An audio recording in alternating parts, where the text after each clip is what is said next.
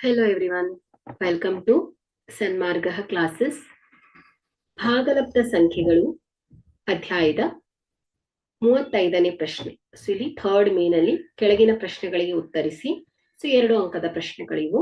So 35ನೇ ಪ್ರಶ್ನೆಯನ್ನ ಗಮನಿಸಿ. ಲೆಕ್ಕದ ಎಡಭಾಗ ಮತ್ತು ಬಲಭಾಗಗಳನ್ನ ಪ್ರತ್ಯೇಕವಾಗಿ ಬಿಡಿಸಿ ಭಾಗಲಬ್ಧ ಸಂಖ್ಯೆಗಳ ಸಂಕಲನದ ಪರಿವರ್ತನೀಯ ಗುಣವನ್ನ ಪರೀಕ್ಷಿಸಿ.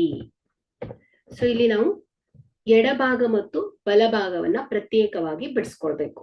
ಸೊ ಇಲ್ಲಿ ಮೊದಲನೇದಾಗಿ ಎಡಭಾಗದಲ್ಲಿರುವಂತಹ ಭಿನ್ನರಾಶಿ.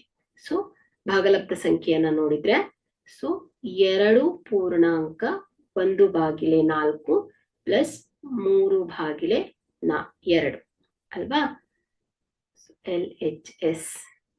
ಸೊ ಇಲ್ಲಿ ಮೊದಲನೆಯ ಭಾಗಲಬ್ಧ ಸಂಖ್ಯೆ ಸೊ ಮಿಶ್ರ ಭಿನ್ನರಾಶಿಯ ರೂಪದಲ್ಲಿದೆ.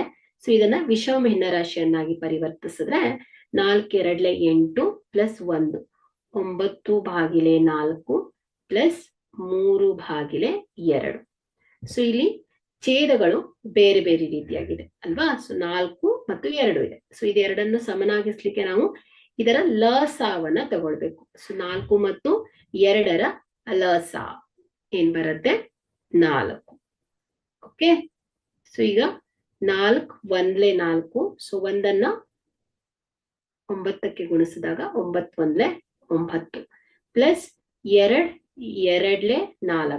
ಸೊ ಈ 2ಅನ್ನ ಅಂಶಕ್ಕೆ ಗುಣಿಸಿದಾಗ 3 2 6. Okay, so equal to 9 plus 6 15/4.